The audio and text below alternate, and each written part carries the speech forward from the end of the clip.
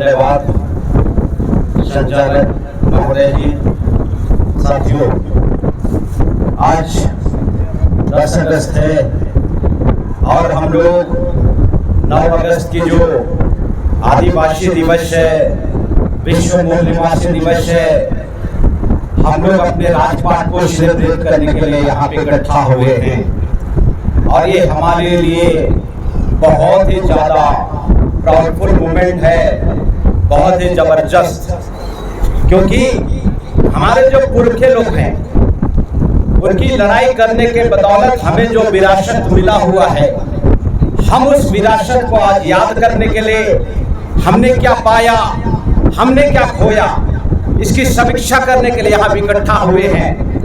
और आज आप समस्त क्रांतिकारी साथियों को देखकर हमारे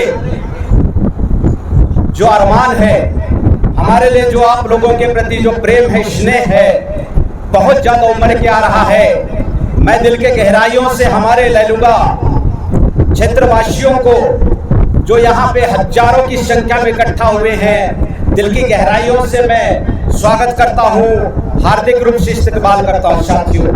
और यहाँ पे हमारे मंचासीन, हमारे जो जनप्रतिनिधि हैं, सामाजिक अगुवा हैं, इंटेलेक्चुअल पर्सन है, जो समय समय पे हमारे समाज को दिशा देने का काम कर रहे हैं, इन हमारे आयोजक साथियों को, मंचासीन साथियों का मैं हार्दिक आभार व्यक्त करता हूं कि इनके वजह से हमें मंच में कुछ बोलने का मौका मिल रहा है।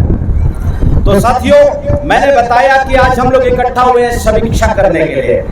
तो आज हमारे महापुरुषों की बदौलत हमको अधिकार मिले, उनकी लड़ाई करने के, उनके संघर्ष करने के बदौलत हमको अधिकार मिले साथियों। और वो जो अधिकार है, इस संविधान में आपको अनुच्छेद 13, अनुच्छेद 19, अनुच्छेद 244, अनुच्छेद 265, 375, ऐसे बहुत सारे हमारे को यहाँ पे अनुच्छेद मिले, अधिकार मिले। लेकिन साथियों, अगर आज हम लोग समीक्षा करेंगे तो आप सुन के हैरान हो जाओगे कि हमें तो कुछ भी नहीं मिला। हम लोग गांव देहात में कहते हैं का भेटा ही ठेंगा भेटा ही, हम लोग को ठेंगा मिल गया। आज मैं आप लोगों को बताता हूं, मैं कहावत है, जल जंगल जमीन का मालिक आदिवासी है, ऐसा बोला जाता है प्रचार प्रसार में, जल जंगल जमीन का मालिक आदिवासी है। लेकिन आप व्यवहार में देखोगे, एक भी आदिवासी पूरे भारत में किसी भी जल जंगल जमीन का मालिक नहीं है। मैं मानते हमारे मंचासीन साथी हैं, मैं पूरे यकीन के साथ में, मैं दावे के साथ में कहता हूं कि इस बात को लोग यकीन करेगा। आज हमारे लैलुंगा में कितने आदिवासी हैं जो जल जंगल जमीन का मालिक है? कोई भी नहीं है। ये हमारे साथ में ठगी करने का काम किया जा रहा है साथियों, और ये बहुत भयंकर ठगी है। और प्रचार में एक दिन भी नहीं बोला गया कि जल जंगल जमीन का मालिक अडानी अंबानी है। पूरे भारत देश का जल जंगल जमीन का मालिक अडानी अंबानी है कि नहीं? है कि नहीं? मैं सही बोल रहा हूं कि गलत बोल रहा हूं? एक प्रचार नहीं, एक प्रसार नहीं, लेकिन अडानी और अंबानी हमारे पूरे भारत देश के जल जंगल जमीन के मालिक बन चुके हैं साथियों। और आपकी 80,000 लाख करोड़ पैसा को लूटने का काम किया है। लेकिन मैं हैरान हो जाता हूं जब हमारे समाज के सामाजिक प्रतिनिधि और राजनीतिक प्रतिनिधि जब गुंगे हो जाते हैं और समाज की बातों को उठाने के बजाय वो अपनी राजनीतिक पार्टी की जय जयकार करते हैं। इससे ज्यादा शर्मनाक बात और कोई दूसरा हो नहीं सकता। सही बोल रहा हूं मैं? सही बोल रहा हूं मैं? तो साथियों, इस वजह से आज हम लोग को हक अधिकार नहीं मिल पा रहा है। और हम लोगों की जो एक बहुत बुरी आदत है, बुरी आदत क्या है? हम लोग अल्प संतुष्ट हैं, हम लोग अपने जगह पे अडिग नहीं रहते हैं, हम लोग अपने जगह पे निडर नहीं रहते हैं। ये हमारी समस्या है, सिर्फ हमारे सामाजिक अगुवा और राजनीतिक अगुवाओं का दोष नहीं है। हमारी गलत आदत क्या है कि हम लोग अल्प संतुष्ट लोग हैं। एक कहावत है, देहात में वो कहावत बोला जाता है क्या कहावत है साथियों? आधी हल्दी में पीला हो जाना, आधी हल्दी में पीला हो जाना। मैं इसको थोड़ा सा आप लोगों के सामने में बताना चाहूंगा। मैं एक बार माननीय वामन मेश्राम के प्रशिक्षण में बैठा हुआ था। उधर पुणे साइड में पंचगनी करके एक जगह है, मुझे प्रशिक्षण में बैठने का मौका मिला था। उन्होंने बताया कि हमारा जो मूल निवासी समाज है, आदिवासी समाज है, ये अल्पसंतुष्ट समाज है, ये आधी हल्दी से पीला नहीं होता है। कहावत है आधी हल्दी में पीला हो जाना, लेकिन उन्होंने बताया कि हमारा जो मूल निवासी समाज है आधी हल्दी में पीला नहीं होता है। हल्दी को ऐसा पॉकेट से निकालो और ऐसा दिखा दो, ये देखो हल्दी। हमारा समाज पूरा पीला पीला। हमारे समाज को पिछले 75 सालों में, क्योंकि इस कॉन्स्टिट्यूशन में, संविधान में पिछले 75 सालों से साथियों हमारे अधिकार नहीं मिल रहे हैं। हमारे को बस डायलॉग चिपका दिया गया, ना लोकसभा ना ग्राम सभा, सबसे ऊंचा ना लोकसभा ना राज्यसभा, सबसे ऊंचा है ग्राम सभा। हम डायलॉग को सुन सुन के गदगद हो गए, लेकिन हमारे ग्राम सभा में पारित किया हुआ एक नियम, एक कानून केंद्र सरकार और राज्य सरकार मानता ही नहीं। हल्दी बस दिखा दिए, हमारा समाज पीला हो गया। आधा हल्दी लगाने की भी जरूरत नहीं पड़ी। तो इस समुदाय से हमारे हक अधिकार को अगर दिक्कु लोग, विदेशी लोग अगर छीन रहे हैं, तो इसमें सिर्फ उनकी गलती नहीं है, गलती हमारी है। इस गलती को सुधारने के लिए साथियों आज हम लोग यहाँ पे इकट्ठा हुए, और इसको सुधारे बगैर हम लोग को हक अधिकार नहीं मिला, क्योंकि हम लोग को आदत है हम मांगेंगे तो मिल जाएगा। मैं जसपुर जिला का रहने वाला हूँ, आप लोगों को अच्छे से पता है, आप रायगढ़ जिला के रहने वाले हैं। मांगने से सिर्फ भीख मिलता है, अधिकार नहीं मिलता है। अधिकार को हासिल करने के लिए संगठन शक्ति का निर्माण किया जाता है। संगठन शक्ति के बदौलत कानून और संविधान के दायरे में लड़ाई लड़ा जाता है, और लड़ाई लड़ने के बदौलत हमको अधिकार मिलता है। आप लोग इस बात से एग्री करते हैं? आप लोग इस बात से एग्री करते हैं? तो साथियों ये जो अनाड़ी लोग हैं, ये अनाड़ी लोग लड़ाई नहीं लड़ सकते। हमारे अगुआ लोग कभी कभी शिकायत करते हैं। क्या शिकायत करते हैं? कि हमारे लोग साथ नहीं देता। मैं इसको आप लोगों को बताना चाहता हूं साथियों, साथ कैसे देगा?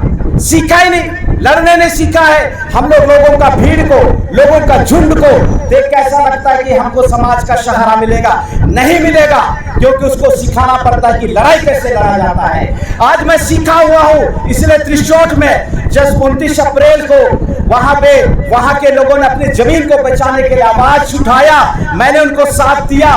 30 अप्रैल को हमें अरेस्ट किया गया, माननीय सुनील खलखो साहब को और मुझे, और मैं आज इस लैलूंगा में उसी भाषा में, उसी जलवे के साथ में, उसी रुतबे के साथ में अपनी बातों को डंके के चोट पे रख रहा हूं, क्योंकि मैं डरता नहीं, मैं सीखा हुआ, मैं कैडर हूं। मैं विषम परिस्थिति में कैसे ऑब्जेक्शन हैंडल करना है, मैं इसका मास्टर हूं। इसलिए मुझे डर नहीं लगता, और मैं दावे के साथ में बोल रहा हूं, अगर इस समाज को मुझे अगर एक दिवसीय ट्रेनिंग देने का मौका मिल जाए, आप लोगों को बारूद बना दूंगा, आप लोगों को बब्बर शेर बना दूंगा। क्योंकि साथियों सीखने से काम होता है। बिना सीखा हुआ आदमी तो साइकिल चला नहीं सकता, राजपाट हथियाने की लड़ाई का खाक लड़ेगा। मैं आप माता लोगों को, आप लोगों के सामने बताना चाहता हूं, अगर आपको तैरना नहीं आता है और आपका बच्चा नदी में डूब रहा है, अगर आप इमोशन में आके, आप भावनाओं में बह के अपने बच्चे को बचाने के लिए नदी में कूद जाएंगे, आप भी मर जाएंगे, आपका बच्चा भी मर जाएगा। लेकिन अगर आपको डर लगता है कि मैं सीखी नहीं हूं, 200% गारंटी है आपका बच्चा मर ही जाएगा। एक तरफ धुआं, दूसरे तरफ खाए। तो साथियों प्रशिक्षित होना बहुत जरूरी है। प्रशिक्षण से इंसान जानवर बन जाता है और जानवर इंसान बन जाता है। किसी आम इंसान को आप बोलेंगे कि ये लो AK-47 गोली चलाओ, नहीं चला सकता। लेकिन उसी आदमी को अगर आप प्रशिक्षण देंगे, उसको AK-47 पकड़वा दीजिए, नरसंहार कर देगा। उसी तरह के साथियों जो आदमखोर शेर होता है, अगर जंगल में आप मिल जाए उसे तो शिकार करके फाड़ देगा, लेकिन उसी को जब ट्रेनर प्रशिक्षण देता है तो आपके साथ में आपके बगल में बैठ के वो आराम से जीवन गुजर बसर कर सकता है। प्रशिक्षण इतना खतरनाक होता है साथियों। तो हमें मूल निवासी शासक बनने के लिए, 5वीं अनुसूची का ऑनर बनने के लिए हम लोग को प्रशिक्षण लेना पड़ेगा। और आज हमारे समाज में एक से एक दिग्गज लोग हैं। हमारे समाज में कॉन्स्टिट्यूशन को जानने वाले, प्रशिक्षण को जानने वाले बहुत सारे साथी हैं साथियों। उनकी मौजूदगी और उनके प्रशिक्षण से हम लोग इस चीज को हासिल कर सकते हैं। कभी भी गलत फहमी मत डालिए कि हम मांगेंगे और मिल जाएगा, क्योंकि मांगने से भीख मिलता है। अच्छी तरह से गांठ बांध लीजिए और कानून लड़ाई और आधिकारिक लड़ाई लड़ने से ही अधिकार मिलता है। आज हम लोग यहाँ पे अधिकार के लिए आए हुए हैं। आज हम लोग अधिकार की समीक्षा करने के लिए आए हुए हैं। समय की नजाकत है। हमारे जो आयोजक साथियों का कहना है कि सभी साथियों को सुनना है। मुझे कहने की बहुत सारी इच्छा हो रही है, लेकिन मैं कहना चाहता हूं कि आने वाले समय में हमारे जितने भी जो साथी हैं यहाँ पे मौजूद हैं, इस वर्ल्ड इंडिजिनस पीपल्स डे के समारोह के दिन में अपने आप से एक कमिटमेंट लेके जाना है। वो कमिटमेंट क्या है साथियों कि ये जो हमारा समाज, इसको शासक बनाने की जिम्मेदारी हर किसी को उठाना पड़ेगा। ऐसा हम लोगों को निर्णय लेके जाना पड़ेगा, क्योंकि टाइम बोर्ड कार्यक्रम में काम करना बहुत जरूरी है। आज 10 अगस्त 2025 है। हो सके अगले साल 9 अगस्त 2026 को हम लोग वर्ल्ड इंडिजिनस पीपल्स डे मनाएंगे। तो क्या पता उस दिन 9 अगस्त को रक्षाबंधन का त्योहार ना रहे। तो साथियों, एक साल का टाइम बोर्ड कार्यक्रम में हमारे लिए जो 5वीं अनुसूची मिला हुआ है, हमारे आदिवासियों के लिए जो विशेष अधिकार मिला हुआ है, ये विशेष अधिकार हम हासिल करने में कितना कामयाब होंगे, हमने इसको अचीव करने में, हमने इसको हासिल करने में कितना पेपर वर्क किया, हमारे समाज में हमने कितना पहल किया, हमने कितना 5वीं अनुसूची हासिल करने की कमेटी गठन किया, प्रशिक्षण किया, नवयुवकों को शामिल किया, हमारी बहनों को शामिल किया। ये सारे एक साल की एक्टिविटी से हमें पता चलेगा कि हम लोग आने वाले 2026 में इसी तरह आमिर शान बन के रहेंगे या ऑनर ऑफ इंडिया बन के रहेंगे। तो साथियों, हम लोग को निर्णय लेके जाना पड़ेगा, हम लोग को यहाँ से कमिटमेंट लेके जाना पड़ेगा और समयबद्धता के साथ में ही काम करने से परिणाम आता है। नहीं तो ये 9 अगस्त आएगा, अगला 9 अगस्त आ जाएगा, ऐसे ऐसे सालों बीत जाएंगे। जैसे 1950 के बाद में 2025 75 साल बीत गए और हमारी 2 पीढ़ी खत्म हो गई। तो हम लोगों को एक्शन लेना पड़ेगा, बदलाव का एक्शन लेना पड़ेगा। और अभी कभी हमारे दर्शक साथियों को लगता है कि इस कम समय में बहुत सारी बातें बता पाना बड़ा मुश्किल है, लेकिन अगर हमें मौका मिलेगा आप लोगों के बीच में कभी और, तो इस टाइप का कार्यक्रम जरूर जब आइएगा। हमारे आयोजक साथियों के माध्यम से मुझे एक पॉइंट को कवर करने का बात दिया गया था, मैं 2 मिनट में कवर करता हूँ, अपनी बात को समाप्त करता हूँ। साथियों, ये जो हमारे छत्तीसगढ़